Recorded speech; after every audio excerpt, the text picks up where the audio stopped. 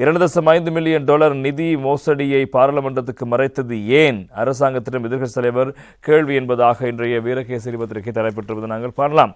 நாட்டை டிஜிட்டல் மயமாக்குவோம் என கூறி ஆட்சிக்கு வந்த தேசிய மக்கள் சக்தி அரசாங்கம் நாட்டின் நிதி பாதுகாப்பை உறுதிப்படுத்த தவறி இருக்கிறது. இணையதள மோசடிக்காரர்களின் மோசடியால் இழக்கப்பட்ட $2.5 மில்லியன் தொடர்பான உண்மைகள் பாராளுமன்றத்துக்கு கூட வெளிப்படுத்தப்படாமல் மறைக்கப்பட்டுள்ளன என்று எதிர்க்கட்சித் தலைவர் சஜித் பிரேமதாச கடும் குற்றச்சாட்டுகளை முன்வைத்திருக்கின்றார். விசேட அறிவிப்பு ஒன்றை வெளியிட்டு அவர் இந்த விடயங்களை தெரிவித்திருக்கின்றார். அதில் அவர் மேலும் தெரிவித்துள்ளதாவது, நாட்டின் வெளிநாட்டு கடன்கள் மற்றும் வட்டி தவணைகளை திருப்பிச் செலுத்தும் பொறுப்பு முன்னர் மத்திய வங்கியிடமே காணப்பட்டது. எனினும் புதிய ஒழுங்குமுறையில் படி இப்பொறுப்பு பொது கடன் முகாமைத்துவ அலுவலகம் மற்றும் வெளிநாட்டு மூலவள திணைக்களத்து என்பவற்றினால் ஒப்படைக்கப்பட்டிருக்கின்றன. இவ்வாறான மாற்றங்கள் நடைமுறைப்படுத்தப்படும் போது நிதி பரிமாற்றங்களில் போதுமான பாதுகாப்பு நடைமுறைகள் பின்பற்றப்படுகின்றனவா என்ற பாரதமான கேள்வி எழுந்திருக்கிறது. குறிப்பாக ஆஸ்திரேலியாவுக்கு செலுத்த வேண்டிய $2.5 மில்லியன் நிதி காணாமல் போனமை நாட்டின் நிதி பாதுகாப்புக்கு விடுக்கப்பட்ட பெரும் அச்சுறுத்தலாகும்.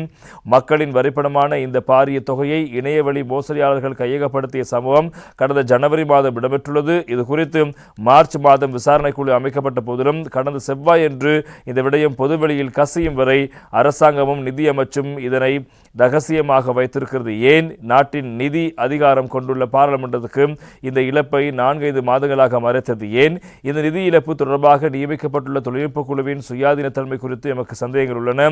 முறைகேடு நடந்த அதே நிறுவனத்தின் ஊழியர்களாயே விசாரணைக்கு நியமிப்பது எந்த வகையில் பொருத்தமானது?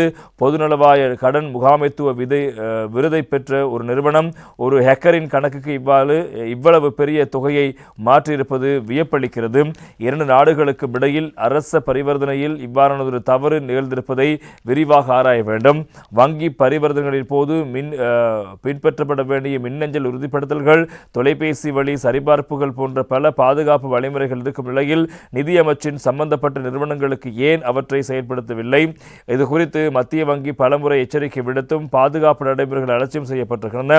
நவீன அரசாங்கம் மற்றும் டிஜிட்டல் உட்கடை பற்றி மேடைகளில் பேசிவிட்டு இன்று மோசடிக்காரர்களின் நாட்டின் நிதியை பறிகொடுத்துவிட்டு அரசாங்கம் நிற்பது அவர்களின் இயலாமையை காட்டுகிறது என்பதாக எதிர்க்கட்சித் தலைவர் சஜித் பிரேமதாஸ் அவர்களும் இந்த விவகாரம் தொடர்பாக தன்னுடைய கருத்தை முன்வைத்திருக்கிறார்.